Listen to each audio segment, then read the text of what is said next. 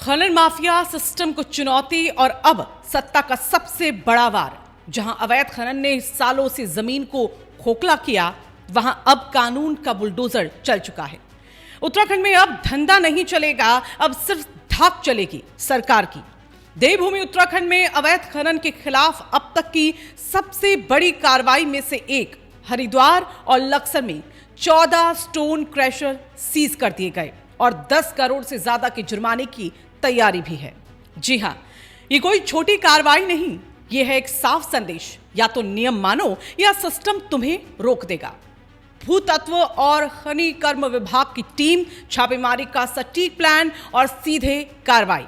तहसील लक्सर के फतवा, महतोली, मुजफ्फरपुर, गुजरा, नेहतपुर, जवाहर खान और हरिद्वार के बाड़ी टीप गांव में जहां 14 स्टोन क्रशरों में गंभीर अनियमितताएं पकड़ी गई।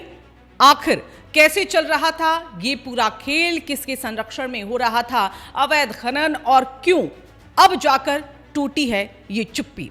शिकायतें इस पे लगातार मिल रही थी। जमीन से ज्यादा गहराई में जा चुका था ये अवैध खनन का खेल और तभी सीधे निर्देश आते हैं सीएम धामी की ओर से, तुरंत कार्रवाई करो। और फिर निदेशक भूतत्व और खनिकर्म के नेतृत्व में गठित प्रवर्तन दल ने एक साथ कई लोकेशनों पर धावा बोल दिया।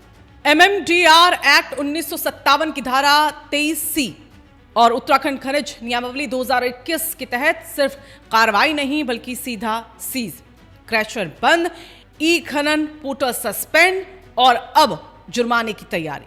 जिला खान अधिकारी मोहम्मद काजिम रजा के मुताबिक हर केस की विस्तृत जांच होगी और अलग अलग स्तर पर भारी अर्थदंड लगाया जाएगा। और ये जो सिर्फ है वो एक कार्रवाई नहीं है बल्कि एक सिस्टम शेकअप है। और ये साफ कर दिया गया है इसके तहत कि अब मुनाफा नहीं, नियम प्राथमिकता है। दरअसल ये जो कार्रवाई है वो सिर्फ एक दिन का गुस्सा नहीं है, ये है एक लंबी रणनीति का हिस्सा। आपको जानकर ये ताज्जुब होगा, धामी सरकार ने पिछले कुछ सालों में खनन सेक्टर में ऐसे सुधार किए हैं जिन्होंने पूरे देश में एक मिसाल को कायम कर दिया है। ई नीलामी सिस्टम लागू हुआ है, सैटेलाइट आधारित निगरानी शुरू हुई है, पारदर्शी लॉट आवंटन और साथ ही अवैध खनन पर जीरो टॉलरेंस की नीति। और नतीजा, राज्य का खनन राजस्व जहां पहले 300 से 400 करोड़ था वो अब बढ़कर 1100 से 1200 करोड़ तक पहुंच चुका है। यानी सिस्टम सुधरा, राजस्व बढ़ा और रोजगार के नए रास्ते खोले हैं। इन सुधारों की सराहना केंद्र सरकार ने भी की है और SASCI योजना के तहत उत्तराखंड को 200 करोड़ रुपए की प्रोत्साहन राशि मिली। ये बताता है कि अगर नियत साफ हो तो न सिर्फ अवैध धंधे रुकते हैं बल्कि विकास भी रफ्तार को पकड़ता है। हालिया घटनाक्रम में उत्तराखंड की सियासत ने एक दिलचस्प मोड़ लिया है। जहां पहले संसद में अवैध खनन के मुद्दे पर अपनी ही सरकार को कटघरे में खड़ा करने वाले हरिद्वार से बीजेपी के सांसद और पूर्व मुख्यमंत्री त्रिवेंद्र सिंह रावत अब खुलकर धामी सरकार के एक्शन के समर्थन में नजर आ रहे हैं। हाल में अपने बयान में रावत ने पुष्कर सिंह धामी सरकार की सख्त नीतियों और साथ ही ताबड़तोड़ जो कार्रवाई हो रही हैं उनकी जमकर तारीफ की है।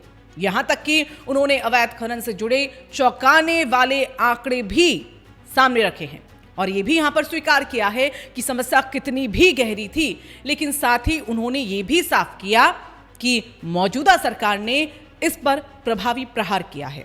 यानी पहले सवाल फिर समर्थन। ये बदलाव न सिर्फ सियासी संदेश देता है बल्कि ये भी दिखाता है कि जब कार्रवाई जमीन पर दिखती है तो आलोचना भी समर्थन में बदल जाती है। लेकिन सवाल अब भी बाकी है, क्या ये कार्रवाई आखिरी है या फिर ये शुरुआत है एक बड़े खनन क्लीन अप मिशन की।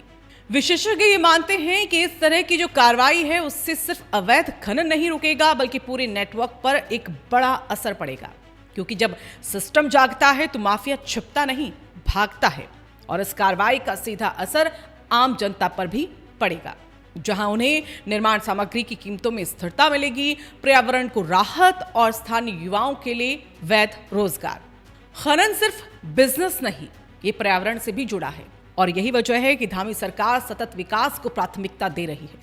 खनन सिर्फ बिजनेस नहीं, ये पर्यावरण से भी जुड़ा है और यही वजह है कि धामी सरकार सतत विकास को प्राथमिकता दे रही है और इसी सोच का असर अब जमीन पर साफ दिखने लगा है। मार्च 2026 में नीति आयोग के एसडीजी इंडिया इंडेक्स में उत्तराखंड का देश में पहला स्थान हासिल करना इस बात का ठोस प्रमाण है।